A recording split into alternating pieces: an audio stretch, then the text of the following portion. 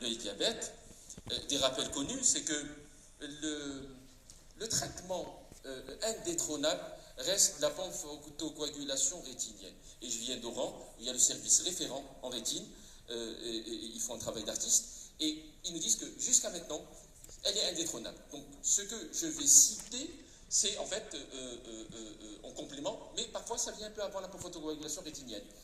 Alors il faut, pour prendre en charge la rétinopathie, bien sûr, l'équilibre glycémique, tensionnel, arrêter de tabac, mais même pour prendre en charge l'œdème maculaire diabétique, il faut équilibrer les facteurs systémiques. Il y a toujours le laser, et puis les injections intravitréennes d'anti-vascular endothelial growth factors, c'est des VEGF et des corticoïdes. Certains médicaments sont disponibles chez nous, donc d'autres viennent de faire leur entrée. Un petit rappel, parce que dans la prise en charge contre l'arrêt du tabac, l'équilibre glycémique avec DCCT, dans Diabetic Retinopathy Condensartan, avec le condensartan, qui a montré que le condensartan, à la dose de 32 mg jour, entraînait une réduction de l'incidence de la rétinopathie diabétique de 18% à 5 ans.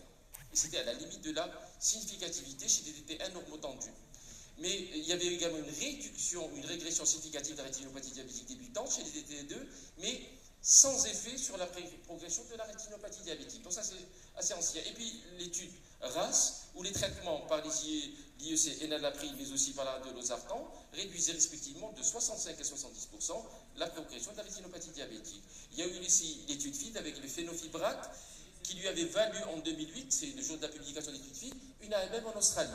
Donc, ils ont montré une réduction de 30% du recours, une AMM pour la rétinopathie diabétique, de 30% du recours au traitement par laser dans le groupe traité par phénofibrate. Ensuite, l'obésilate de calcium, c'est le Doxium qui est disponible chez nous, qui en Algérie, donc je ne reviendrai pas quand je parlerai de la néphropathie diabétique, je n'y reviendrai pas, à l'AMM uniquement pour la rétinopathie diabétique. Mais enfin, quand vous le donnez pour la rétinopathie diabétique, vous êtes aussi en train de traiter la néphropathie diabétique.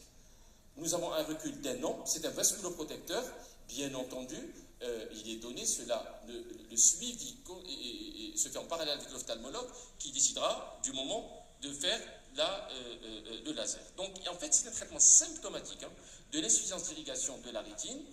Il réduit les micro-anévrismes de façon significative, mais aussi les hémorragies rétiniennes, les exsudants. Donc le traitement de la rétinopathie, c'est la photocoagulation rétinienne. Le traitement de la rétinopathie diabétique proliférante, c'est la photocoagulation rétinienne, c'est le traitement de référence. Le traitement chirurgical, la vitrectomie, et puis les injections intravitréennes d'anti-VEGF qui peuvent être utiles en cas de forme proliférante compliquée, gravissime, mais en aucun cas ne peut remplacer la photocoagulation rétinienne, parce qu'en fait c'est un effet suspensif par rapport à la néovascularisation, suspensif. Les dégâts qui sont là, ils sont là. L'injection d'anti-VEGF couplée à la photocoagulation rétinienne peut être envisagée en cas d'urbiose irienne, et puis de rétinopathie floride, quand on n'a rien à proposer, d'hémorragie intravitréenne plus dense récidivante, d'œdème maculaire diffus persistant chez un patient DT1, d'indication de vitrectomie avec risque de majoration de fibrose. Pour l'œdème maculaire diabétique, on a le laser qui garde sa place, mais pendant longtemps on n'avait que le laser. Maintenant, il est réservé au traitement des formes focales, le plus souvent après échec ou efficacité partielle des traitements par injection intravitréenne de corticoïdes ou d'anti-VEGF, on y viendra. Le traitement focal peut être envisagé devant toute œdème, je dis bien toute œdème focale, modérée ou sévère, c'est-à-dire menaçant ou atteignant le centre de la fovea, parce que là, comment on va lasériser, on ne peut pas. Devant un œdème maculaire minime aussi, il faut savoir qu'il n'y a pas d'indication à un traitement.